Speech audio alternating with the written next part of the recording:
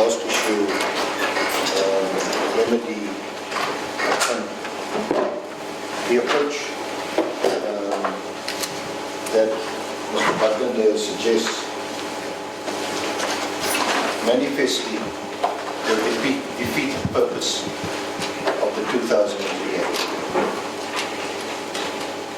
The whole purpose of the 2003 Act, the old Act, was clearly to determine who the royal family is or should be. And under the old Act, it was the Commission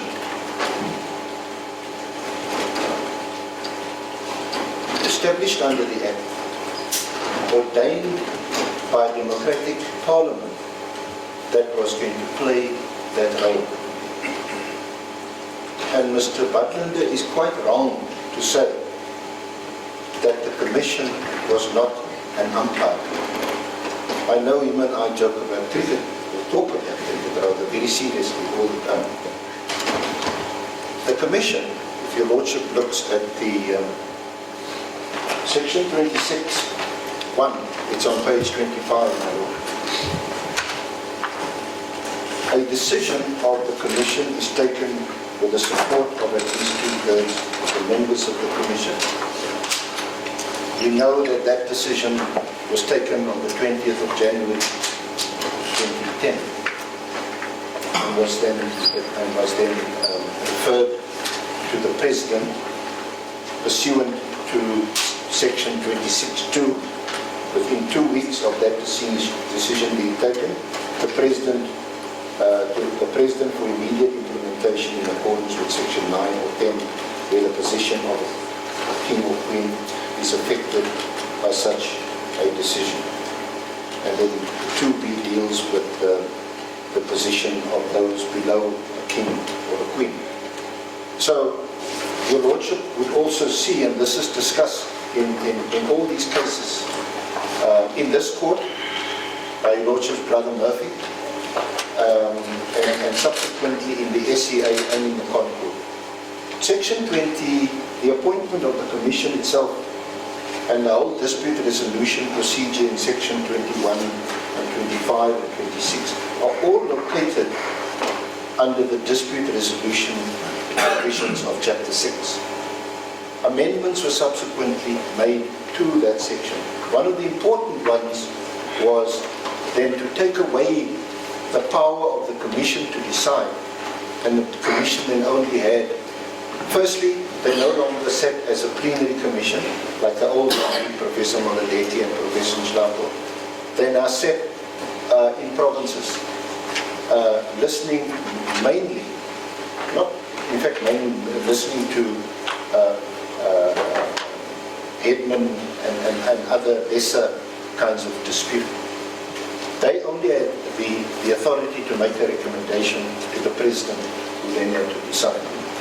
And your Lordship will see from the reported cases, there was and it was discussed in Sigcau 1 and Sigcau 2 in particular, that the Commission played this important role because we were now into a new democratic era. Before 1994, we had some 14 paramountcies. And the first task of the Commission was in terms of section 28(7). So Lordship will see on page 27 of the authorities bundle. And it is in mandatory terms, by the way. The Commission,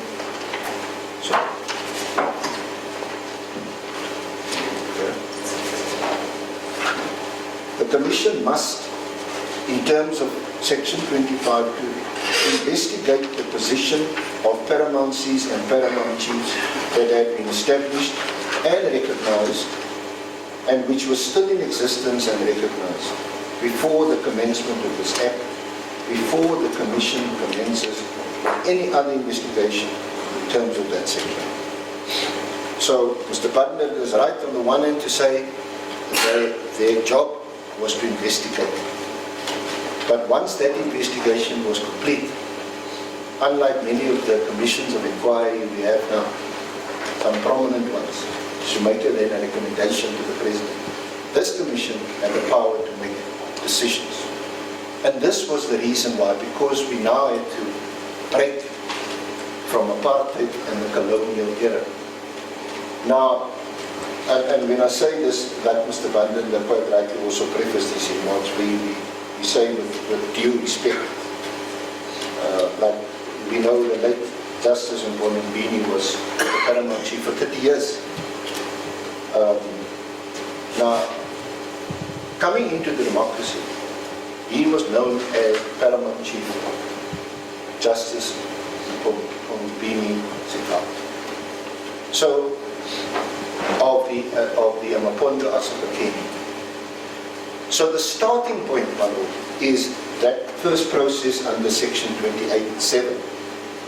That process under 28.7 was to determine whether or not the AmaMpondo as Qaukeni was a kingship or not. And that determination was made in 2008, that this is the determination of the AmaMpondo as a Yendani and the AmaMpondo as a Qaukeni paramount sons. And at page 384, the Commission deals with what they describe as the customary law of succession. The Lordship's favorite one in the Syndicus, the principle of primogeniture. And there, on page 385, at paragraph 517, the firstborn son of the great house succeeds his father, whereas the firstborn son of the right-hand house may establish a separate quote-unquote tribe. Such a community would be semi-independent of the great house, but not of equal status of the great house. In 518, the son of Ikadi to the great house succeeds his father if there is no male issue in the great house. The same procedure is followed if there is no male issue in the right-hand house, that is, the son of Ikadi of the right-hand house succeeds. And then later on, that was the finding. Yeah, the finding, my lord, is at page. The order of precedence, I mean, in terms of the description, in terms of yes. The order of precedence. Because during the evidence part, various witnesses differ as to the order of precedence. Yes, the applicant's husband also gave his own version, which was disputed by the current incumbent. And there seems to be disagreement on that, but the commission had made a determination as to which order comes in determining the success. And they say, my lord, at page, can I rather give the, I can't, it's actually page 37 at the bottom right of the determination of what it's contained in your heads. You sum it up. So, then they say at paragraph 93.5, it is common cause that Tukila was the rightful heir and successor to the kingship of AmaMpondo as a whole before the split. According to Qaukeni Royal House, the Masi crossed the Zanozuko River to create a new community which was to remain part of the existing kingship. This is disputed by the Royal House, who contends that the Masi left to establish the kingship independent of Qaukeni with the blessings of Father. Then the findings is at 9.4. The Commission finds that it was customary for the Great House to bear an heir to the throne. 9.4.2, it was not unusual for any other house to establish a separate and semi-independent traditional community which remained subordinate to the Great House. 9.4.3, apart from the version of Tambi the Masi, the Ndeni Royal House does not dispute the seniority of Qaukeni Royal House. 9.4.4, when Faku gave him the Masi's blessing to settle across the Zanozuko River, he did not necessarily bestow upon him status similar to his in that. And then C is the one that's relevant, my lord. according to the custom of AmaMpondo, the king is born of the great house and does not come from the right-hand house. The great house in the present matter is the house of Sigcau, Qaukeni. Since the time of our kingship, AmaMpondo rested with the Qaukeni house, and this position has not shifted. And then there's conclusion, and I think Mr. Butler, my colleague, read this. The conclusion at 10.2, which is the section 28.7 exercise. The kingship of AmaMpondo exists. It was established and expanded by Faku through assimilation of neighboring communities around 1820 to 1830. Since the reign of Faku, the kingship has been passed on from one generation to another according to the custom of AmaMpondo. After the alleged split, Vekela retained kingship of AmaMpondo as a whole. In the circumstances, AmaMpondo kingship exists under the lineage of Vekela. Now, my Lord, it is the case that this determination was not set aside in review. This stands.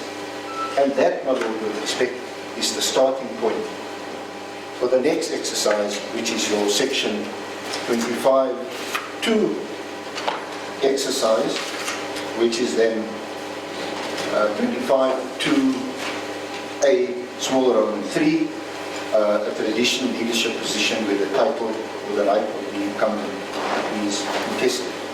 The starting point is not where Mr. Butler conveniently wants to start, which is in 1978. And manifestly, when we come to the second decision in 2010, the purpose of the Commission was to restore the dignity of the AmaMpondo people and to correct any distortions brought about as a result of either the colonial system and or apartheid. And that your Lordship will see at page 417.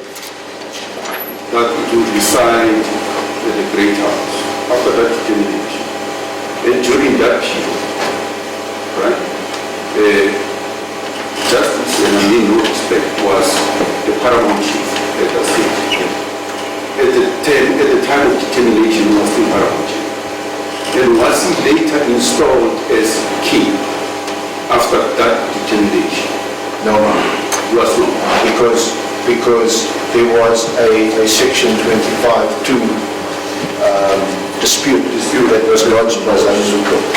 So when the commission set to resolve the dispute, he was still paramount chief. He was still the paramount chief. And the kingship had not been declared on anyone. No. Okay, I just wanted to be clear on that. Yeah. Because you see, in terms of some of the submissions, it appears that he was king at that stage. And that's confusing a bit because he had not been declared king, but he was part of the chief. If I understand the paper, Yes. correctly. There was an attempt by Mr. Butler's predecessor, Mr. Shilana, to argue that justice on the region was then deemed to be king of the AmaMpondo. But your Lordship will see that amendment, the deeming provision, only came with effect from February 2010. That's when the deeming provision. There was a deeming provision, and in any event, my Lord, if one goes to the definition section, it is always subject to the decision of the Commission. And in fact, under the definition section, king or queen, on page 13 and 14, my Lord, of the authorities bundle, king or queen means a traditional leader A, under whose authority or within areas of jurisdiction, senior tradition leader exercise authority in accordance with customary law, and B, recognized as such in terms of this. And then sub 2, 1.2 goes on to say that there's nothing contained in this act may be construed as precluding members of the traditional community from addressing the traditional leader by the traditional title accorded to him or her by custom. But such traditional title does not derogate from or add anything to the status, role, and functions of the traditional leader as provided for in this act. This confusion comes from 25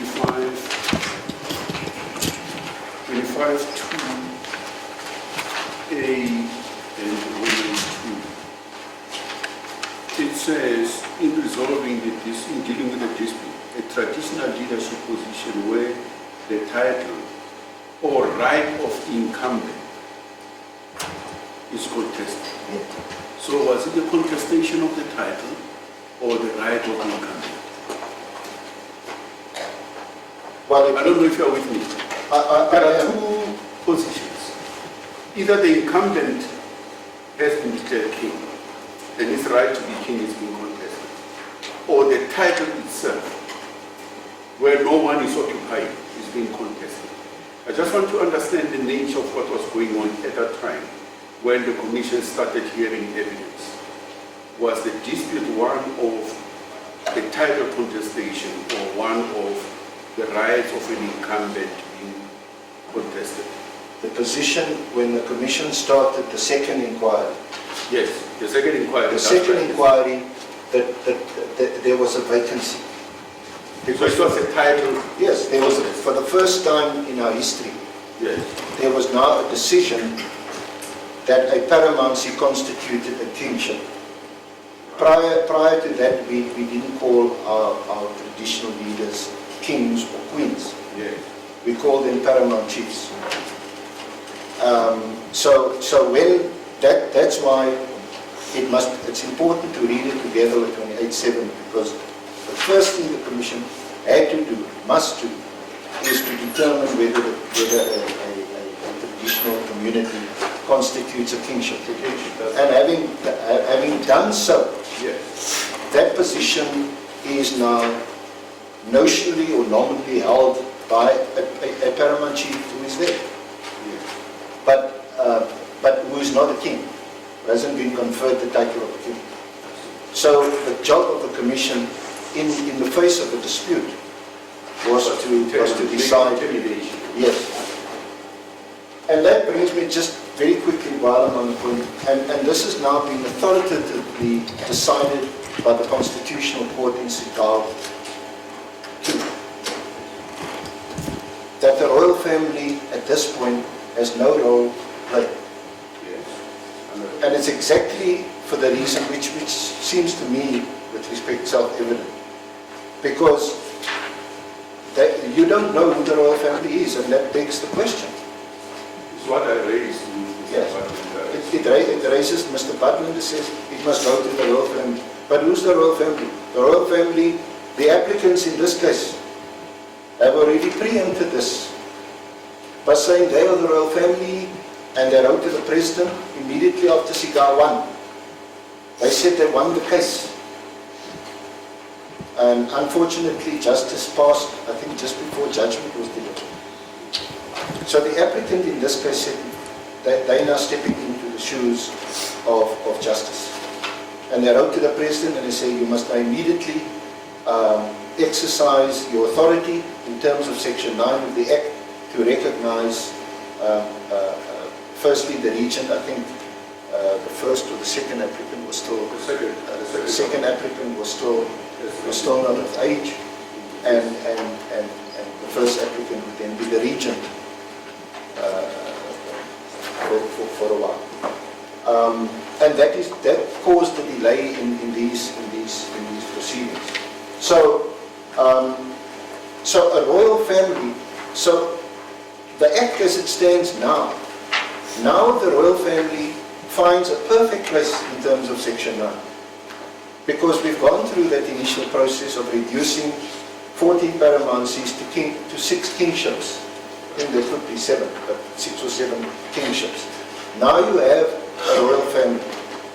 And the royal family, When the kingship was determined, the commission also appointed the house in which he resides, yes, right? And that house will then constitute the royal family. yeah. I know in other communities that's what they do.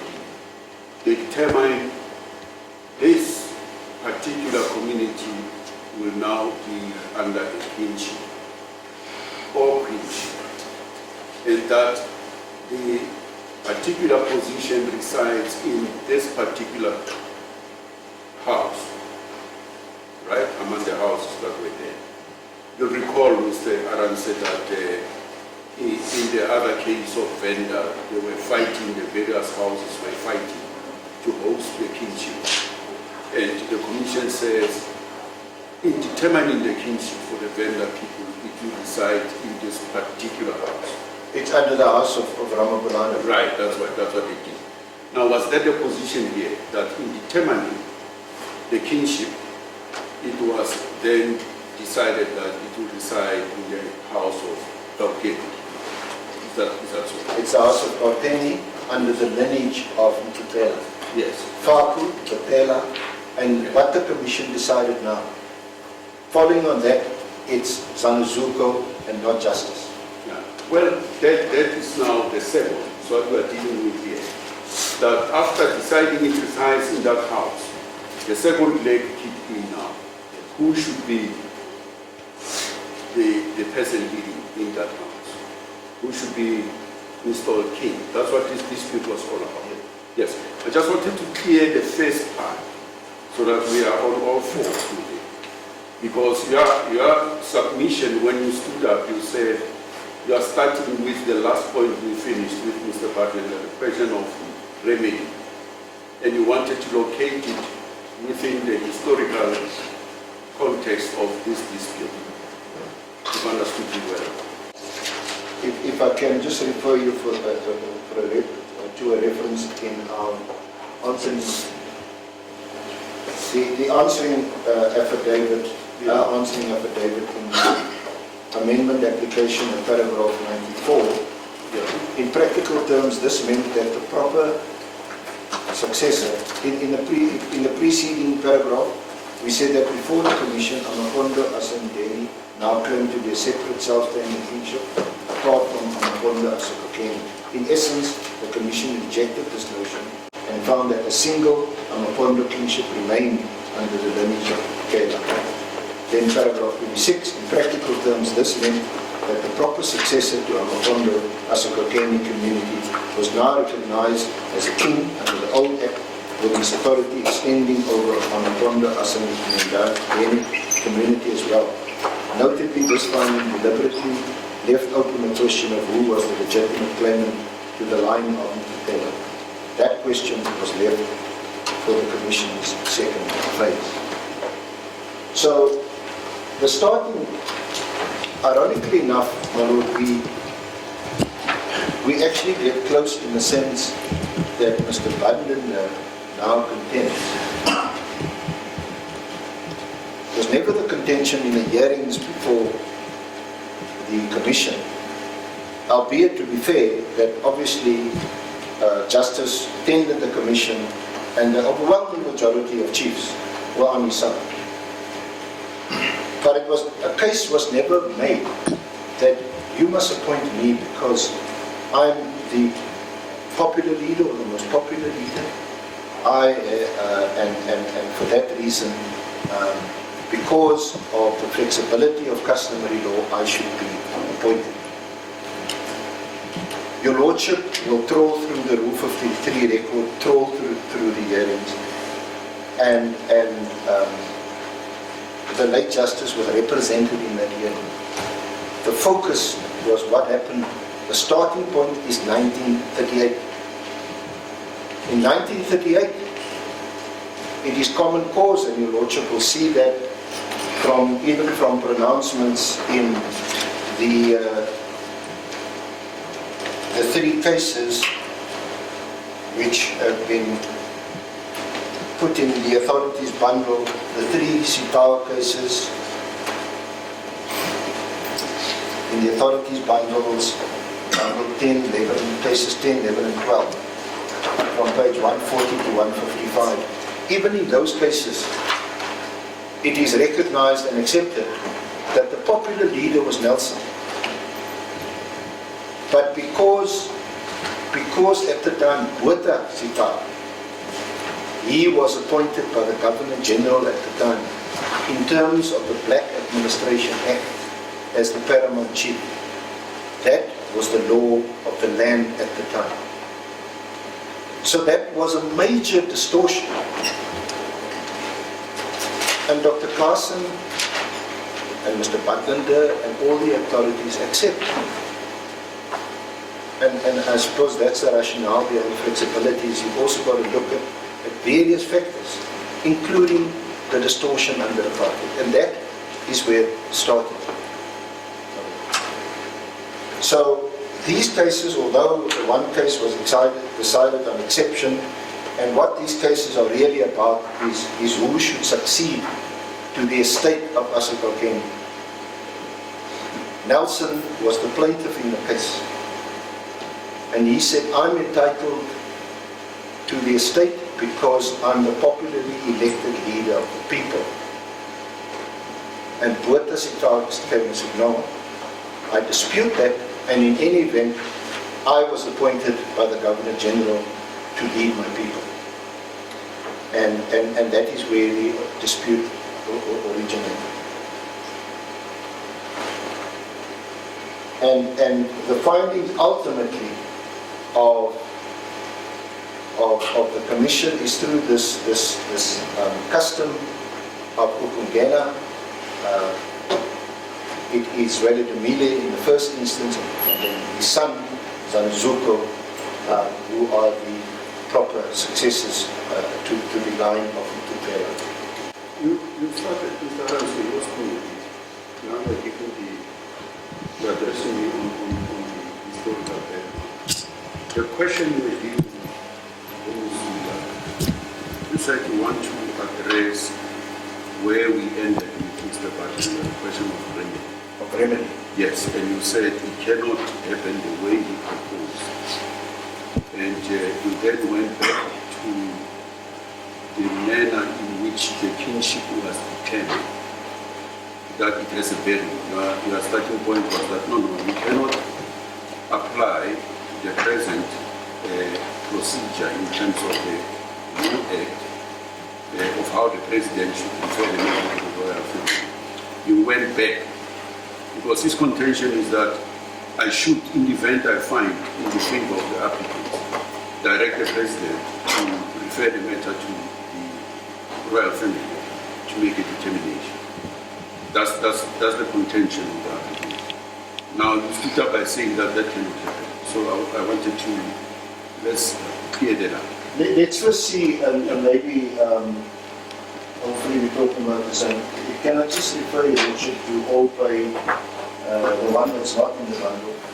On just and equitable relief. This is the all pay that's not in the bundle. This is 2014, my lord, brackets 1 SA 604, Constitutional Court, or if your lordship has the backwards, your reports 2014 brackets 1 BCLR bracket CC, paragraphs 28 and 29, which sets out what the proper approach is. 28, under the Constitution there is no reason to conflate procedure and merit. The proper approach is to establish factually where an irregularity occurred. Then the irregularity must be legally evaluated to determine whether it amounts to a ground of review and departure.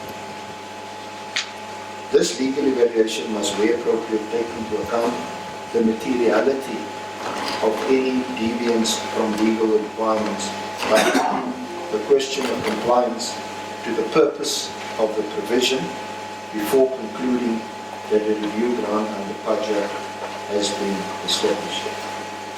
In 29, once that is done, the potential practical difficulties that may flow from declaring the administrative action constitutionally invalid must be dealt with under the just and equitable remedies provided by the Constitution and budget. Indeed, it may often be inequitable to require the rerunning of the flawed tender that is scheduled. So that's the respondent's point of departure, that the preferred option would be, even if I find that there was an irregularity and I set aside that decision, I don't necessarily have to temper with the current situation. Is that the respondent's case? That under just and equitable relief, I don't have to take any decision that would then open up the mechanism. Do I understand that? Malu, that would not be just, neither just or equitable. In the circumstances of a dispute, which I think one of the cases could be Justice Murphy describes as running for 80 odd years.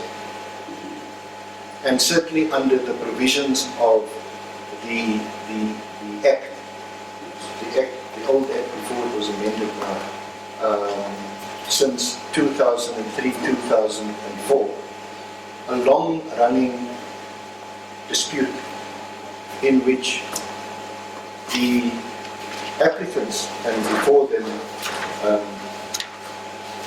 the late husband and father had ample opportunity to bring matters to a head in this court. In 2013, after the first Sigcau decision, it is the supplementary answering affidavit of Professor Molodeki.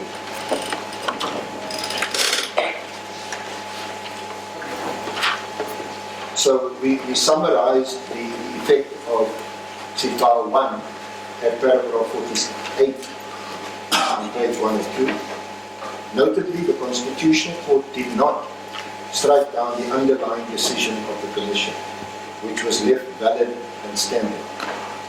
The fact that the Commission's decision was not set aside and thus still stood was confirmed by the Constitutional Court in the subsequent cases of Mpondo, reported as Mpondo was President of RSA 2014, at paragraph 18, and Bapedi, reported as Bapedi, Marota, Momoni versus the Commission at 2015. Then the subheading, the death of Justice Sigcau. In the same period, paragraph 49, Justice Sigcau passed away on 27 March 2013. Curiously, his family adopted the position that the Constitutional Court had vindicated his claim of kingship, and thus purported to nominate Sizwe as his successor and as the Queen. They also called upon the President to formally designate her as Queen. In a letter of 29 April 2014, in explanatory affidavit of the POFA, the DG, the Attorney of Record for the State Respondent indicated that the Constitutional Court had not affirmed any person's claim to the kingship of AmaMpondo as a Qaukeni. Rather, it was now clear that one, the process of appointing the King of AmaMpondo, which had commenced under the old Act, had to be completed under provisions of the old Act. In terms of Section 25(1) and 2, read with Section 26 of the old Act, the Commission had the power to investigate and decide additional issues, which includes including disputes regarding the identity of the kingship and disputes regarding the type or right of persons claiming the traditional position. Thus, the determinative decision-making power to identify a kingship and a king lay in the hands of the Commission. The Commission's decision was therefore complete. Then 50.3, most importantly, it was specifically drawn to the attention of the applicants at that stage that the effect of the Constitutional Court's finding was that it was open to them to challenge the Commission's decision afresh. For their own reasons, they elected not to do so. As such, the President had to accept the Commission's finding as correct. In the absence of a challenge to the Commission's decision, all that was still required was that the President needed to act afresh in terms of Section 26(2)(a) of the old Act to implement the Commission's decision. And that, my Lord, then resulted in the Commission and the President having to come to this court, and that is Murphy J's judgment at page 95 of the authorities bundle. Then also, my Lord, may I just draw attention to page 105, paragraph 55 of that answering affidavit, supplementary answering affidavit. Where I'm coming back to the judgment of Murphy J. In the course of this litigation, the President's attorneys again wrote to the applicants on 2 October 2014. He drew the applicant's attention to the findings of the Constitutional Court in Mpondo and highlighted as follows. Quote, the consequence is that the review relief sought by Justice Sigcau against the Commission's decision is still before the North Qaukeni High Court.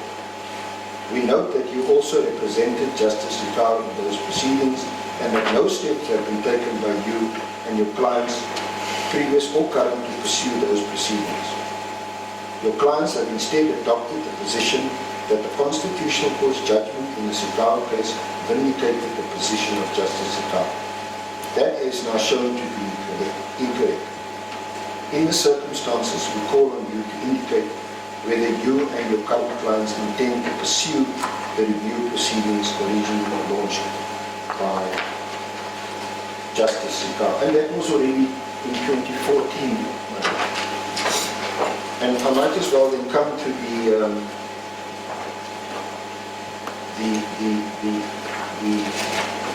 the delay point. Mr. Butman is right, the objection is really delay in prosecuting the review. Clearly, those papers were filed timelessly in November 2010, when the matter first came before the Lordship's acting judge. So, what Qaukeni, Mr. Butman referred your Lordship to paragraph 12. This is the authorities bundle, the Qaukeni case of 2 to 8. May I go a step back to paragraph 10 and 11? An inordinate or unreasonable delay in prosecuting an action may constitute an abuse of process and warrant the dismissal of an action. There are no hard and fast rules as to the manner in which the discretion to dismiss an action for want of prosecution is to be exercised. But the following requirements have been recognized. First, there should be a delay in the prosecution of the action. Second, the delay must be inexcusable. And third, the defendant must be seriously prejudiced thereby. Ultimately, the inquiry will involve a close and careful examination of all the relevant circumstances, including the period of delay, the reasons therefore, and the prejudice caused by the defendant. There may be instances where the delay is relatively slight, but serious prejudice is caused to the defendant, and in other cases the delay may be inordinate, but prejudice to the defendant is slight. The court should also have regard to the reasons, if any, for the defendant's inactivity and failure to avail itself of remedies which it might reasonably have been expected to do in order to bring the action expeditiously to trial. What do we have here on the facts? The common cause fact. The common cause fact is that the applicants, and before them the late Paramount Chief, presumably on legal advice, which of course he accepted, steadfastly and stubbornly held onto the view that after the Concord judgment of 2013, that he should now be installed as the King of AmaMpondo. In fact, it's on the record immediately or shortly after the judgment, his attorneys of record wrote to the government or state respondents and said, following this judgment, this is now what it's meant. Please, in accordance with section 9.2 of the Act, recognize and install justice as the King of AmaMpondo. Subsequently, in 2014, we again wrote to them after the Constitutional Court decision in Mpondo, where the Constitutional Court clarified what they meant in Sigcau. And even then, the position was a dogged, stubborn one. The President and the Commission had to come to this court to seek a declaratory order which was strenuously opposed, but which was subsequently granted.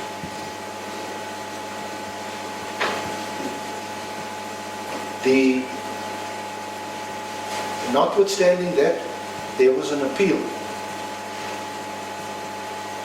against that decision to the Supreme Court of Appeal. That appeal was dismissed. It then went to the Constitutional Court, where again the appeal was dismissed. So, my Lord, it is of the applicant, since they stepped into the shoes of justice and point of view, it is of their own making that we now stand here discussing what might turn out to be a conundrum. What do we do now, when they have ample opportunity to do so? My Lord, with respect, this constitutes an abuse of the process of this court. The remedy that is proposed or suggested will undermine, in no uncertain terms, our Parliament and the laws that they passed shortly after democracy, that our traditional community disputes, especially in relation to who should be the paramount chief, the king, it must be decided in a particular way. That commission sat for 5 years and wrapped up its work in 2010. Obviously, I'm not arguing, and I can't argue, that what they did was beyond reproach, beyond criticism, or above the law. I think that goes without saying. But we had a procedure in place which said we are not going to draw the line here, and after that line is drawn, there are provisions in the Act, in the case of a king or a queen, for the royal family to decide that, because the royal family has now been identified. No more intervention from commissions of inquiry or anything of the sort. And if there are disputes, then there's the section 21 route to go in the case of those falling below. So, my Lord, it is just an untenable situation that the Commission's decision can now be set aside and just be left hanging in the air when, and this is where I agree with Mr. Butler, it is of critical importance that this decision, this dispute, needs to be finally concluded in this court. And the Commission was appointed to achieve that very purpose. And when their decision, obviously Justice had the right to do so, when it was challenged, there was ample opportunity for a period of 8-9 years to bring what we are arguing today to this court. Not only did they fail to do so, it is evident from their conduct that they steadfastly refused to do so. In summary, it is evident from the record, a long record in the history of this man,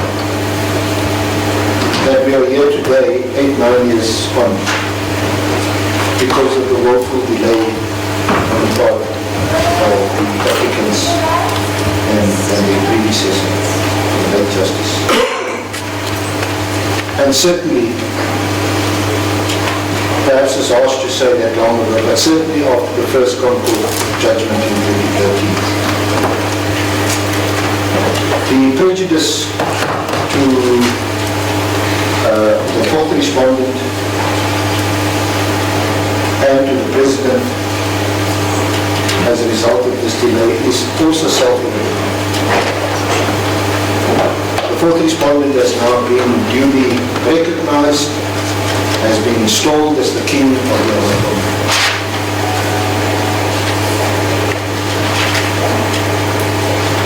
The solution offered to your Lordship by my learned friend is no solution for the reasons that I've discussed. It begs the question, who is the real owner? It also would beg the question if this rather flexible rule of customary law to be applied, which is it must also have regard or must be based on the popularity of the claimant or claimants.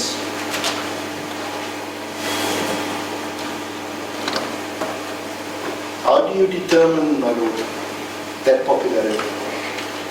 Is it by the number of chiefs that support you and that happen to have been appointed by you or by your father, who are clearly subservient to the paramount chief and beholden to him? Or is your popularity based on your popularity amongst the community itself? We know, for example, and we have referred to the Lordship to paragraph 6 of the heads. We know that in 1960, paragraph 6, now we write as follows. While Adv Sigcau, Justice's father, enjoyed the confidence of the state authorities, his leadership was fraught with unpopularity. This was, for instance, expressed by Governor Mbeki in chapter 9 of his seminal book, The Peasant Uprising, dealing with the causes and effects of the Mpondo land uprising in 1960, who wrote as follows.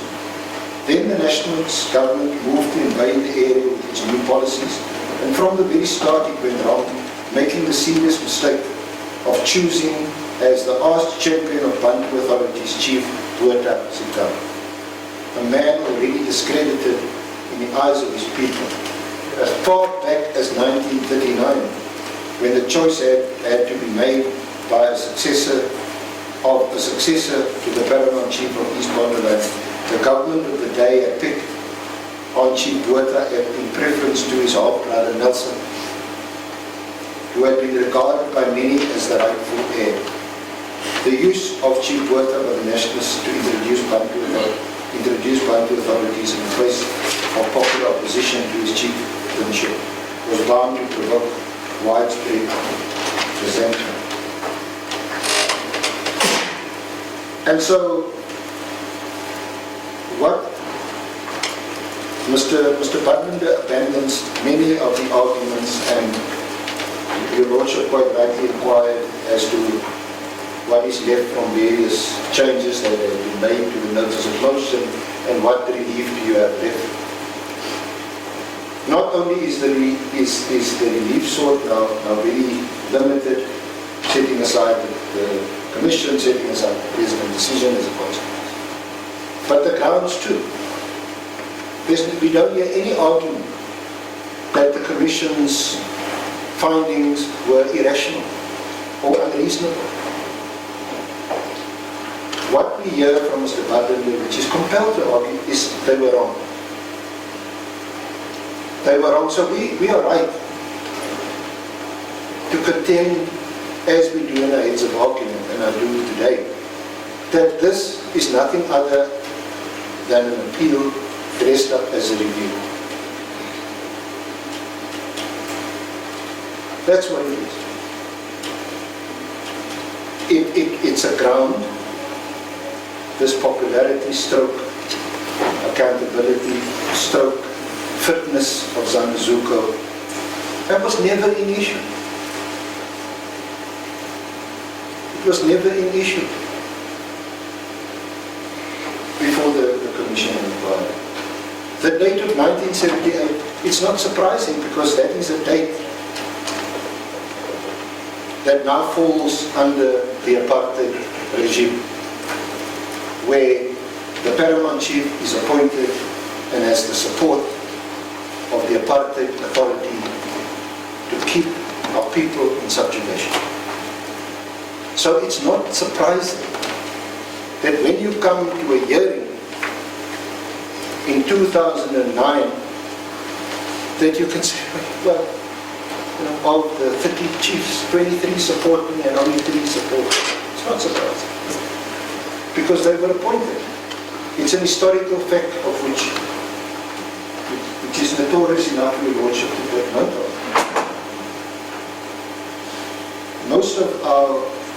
Most members of civil society in that period from 1948 onwards, very few, if any, worth their salt would want to seek political office or any office with any authority because they would be tainted. Because it's an apartheid design and all of that. So that is the other problem. Now you're sending it away. The problem is, my lord, and it's a fundamental problem which is a fatal flaw in their argument. The Democratic Parliament created a window of opportunity to say we are aware of these age-old disputes in various of our communities. We are going to appoint a commission that is unique. It is going to be composed of various people with specialist knowledge. The Constitutional Court, we know, has acknowledged that principle of deference. They are going to decide this dispute. The politicians are not going to get involved. This committee of experts are going to decide the dispute. And therefore it is very, very important for your lordship to have picked up right at the outset quite correctly what is left of what we're seeking here. Because what has been abandoned is a constitutional attack on the Act. That has been abandoned, that's no longer the argument. So here we have a constitutionally ordained commission to determine these issues, described by your lordship's brother Murphy in this court. It's at page 102, my lord, of the authorities bundle. It is the 102. 102. It is the 2015 judgment where the minister and other parties came back to this court for a declaratory order that all that needs to be done is for the Commission's decision to be implemented by the President. This is how your lordship's brother Murphy described the determination of the Commission at paragraph 33. The determination of the Commission on the AmaMpondo paramountcies is a scholarly and comprehensive narrative, now sought to be set aside, my lord, on a customary rule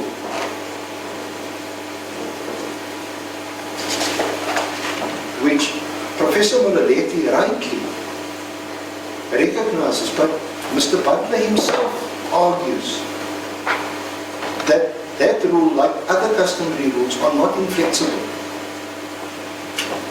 They're not inflexible. So Professor Mololeti says, yes, we know there's such a rule. But what importantly is the mandate of the Commission. The mandate of the Commission, the statutory mandate, my Lord, His Lordship will find in section 25(3)(a), which is on page 25 of the authorities bundle. I think Mr. Butler will also refer to.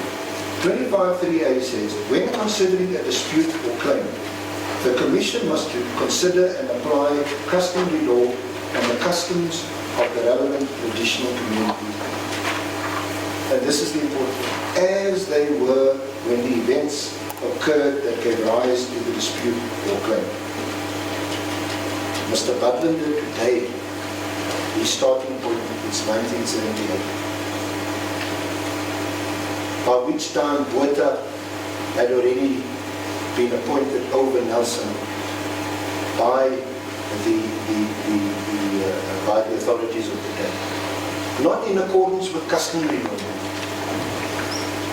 but by administrative fiat was the appointment. It is beyond dispute. It is recognized in the 3 AD cases by the judges of the day that Nelson was the popular choice. So, and then the other important point, my Lord, is that section 25(4). This is in terms of how far back the Commission can go. The Commission has the authority to investigate all traditional leadership claims and disputes dating from 1 September 1927, subject to subsection 2A, small Roman 6. Small Roman 6 says where there are good grounds exist, then you can go to what happened before 1927. And why 1927, my Lord? Because that is when the Black Administration Act was promulgated, 13 of 1927. And that's the cutoff point. That is where the authorities of the day, according to the legislature anyway, that is when we know it happened many years before that, many years. But 1927, when the distortions of our customary law and customs started. And the job of the Commission, very importantly, was to correct those. So if the review is granted, then what we are asking your Lordship to do is to condone a distortion as far back as 1938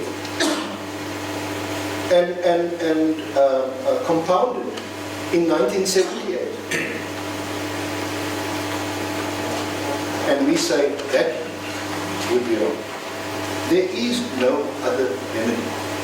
The Act does not permit for your Lordship to order the President to refer this matter anywhere. The Act is not designed for that purpose. It's different that there been some argument of unconstitutionality, because our Constitution is the supreme law. But where, as in this case, the constitutionality of the Act is accepted by all parties, they must locate the relief that they seek within the Act. And that window has now been lost, a very critical window of opportunities cost. Can I go back to a Commission now with only the power to recommend?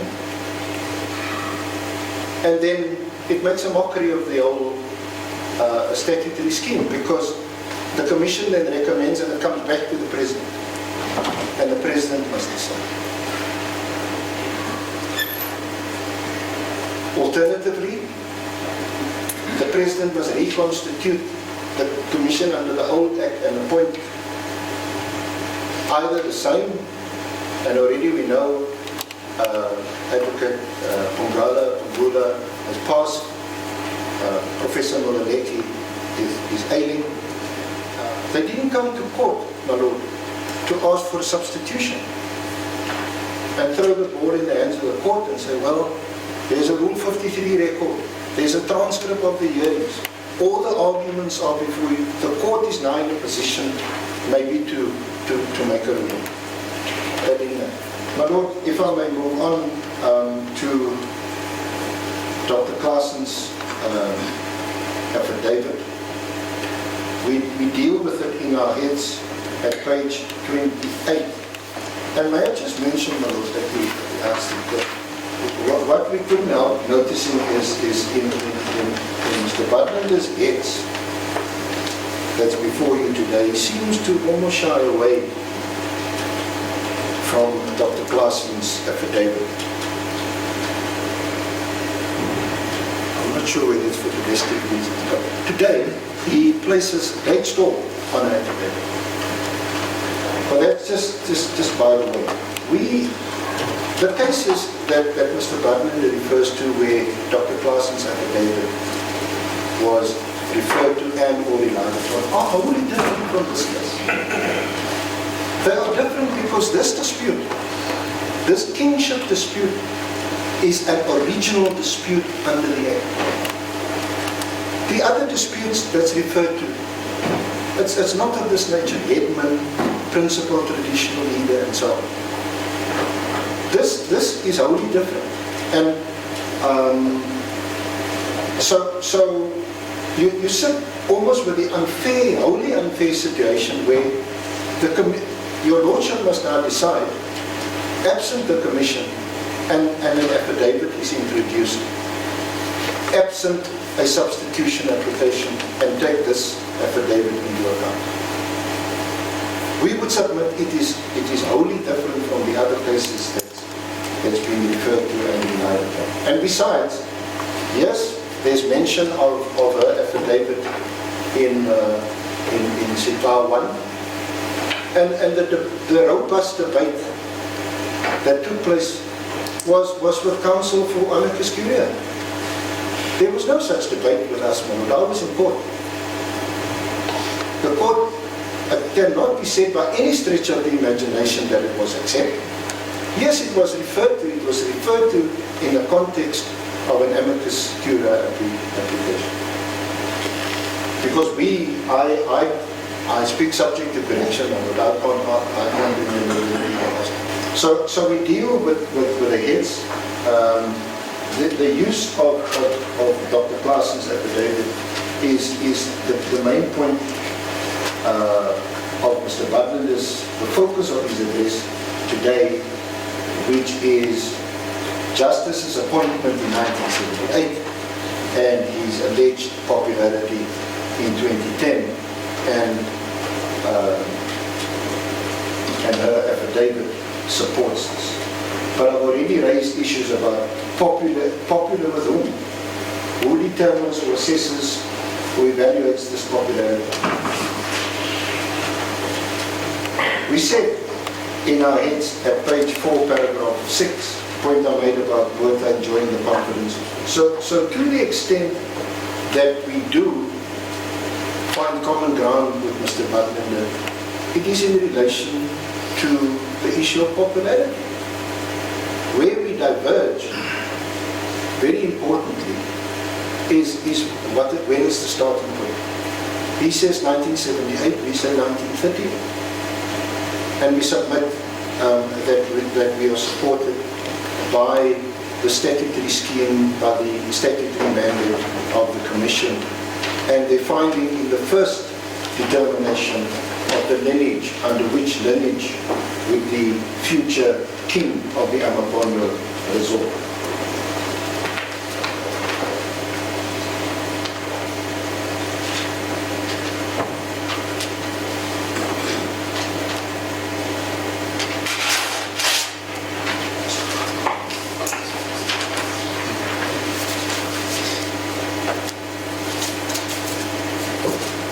So I'm going to wrap up by just looking at a few notes.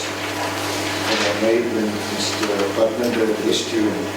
So just in summary, my Lord, and in conclusion, Mr. Butler raised some 8 headings, sub-headings, which form the basis of his address. The first one, what was the Commission required to do? I've referred Your Lordship to the relevant statutory requirements, and importantly, that the context is the first finding that the AmaMpondo constitutes the kingship. That then created a vacuum, and the kingship, the incumbent had to be decided, and that was done in terms of Section 25, and the mandate of the Commission is set out in 25.3, led with 25.4. It's the customary law that applies at the time that the dispute arose, and we submit it's 1938. Then the second issue, what is the relevant customary law of the AmaMpondo? We submit that the Commission was correct in setting out the customary law of the AmaMpondo. They had already done so, my Lord, in deciding whether the AmaMpondo constitutes a kingship. And those findings were never sought to be reviewed or set aside.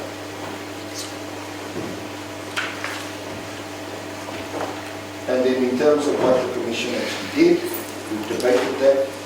We submit that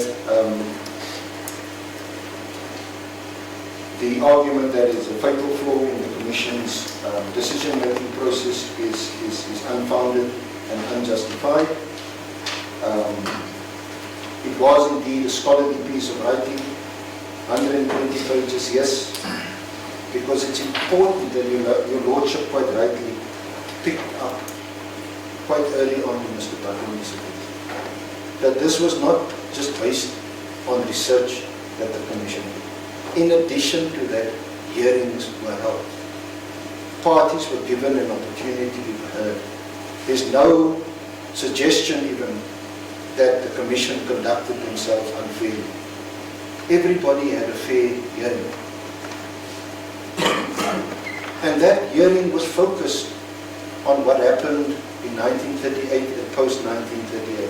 This new rule or custom introduced through Ms. Claessen's affidavit was never the focus of the hearing at any stage. I've addressed Your Lordship on the delay point,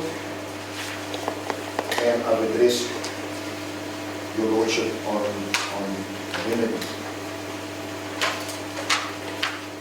Then just lastly, my Lord, Mr. Butler suggests the authority he relies on is correct, but unfortunately it doesn't apply to this case. There is no suggestion that some new reasons are advanced by Professor Moleleki in his affidavit or relied upon. What Professor Moleleki does, and what I do today, is to acknowledge and accept that there are some rules, even of customary law, that you cannot apply rigidly. The one is what we discussed in your Lordship is familiar, having written the judgment in your syndicates. The rule of male primogeniture. Why? Because sections 211 and 212 of the Constitution requires our customs and customary law to develop and evolve. And by saying that, it's obvious that you accept it must develop and evolve and accord with our Constitution, its values, and the Bill of Rights. So any form of discrimination is outlawed. So if there's a customary rule which says only males may accede to the throne, clearly it's unconstitutional if you apply it in that way. But that's not the issue here. We're talking about two males, Nelson and Botha, in 1938.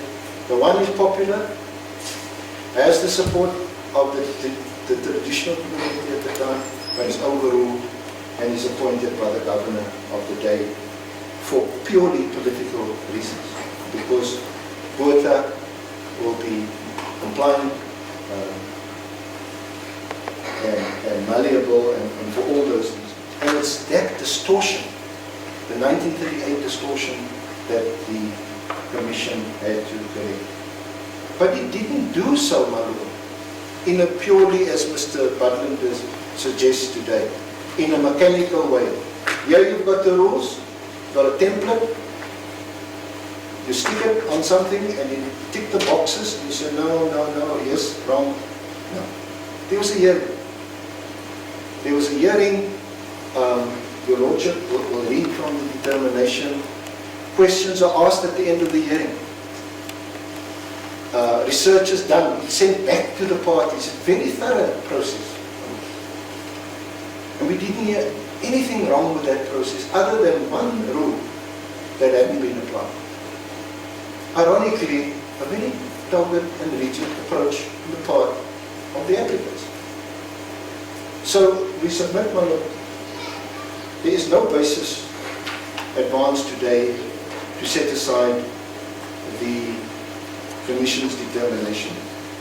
It must stand, and we submit that this dispute, long-running dispute, has been brought to an end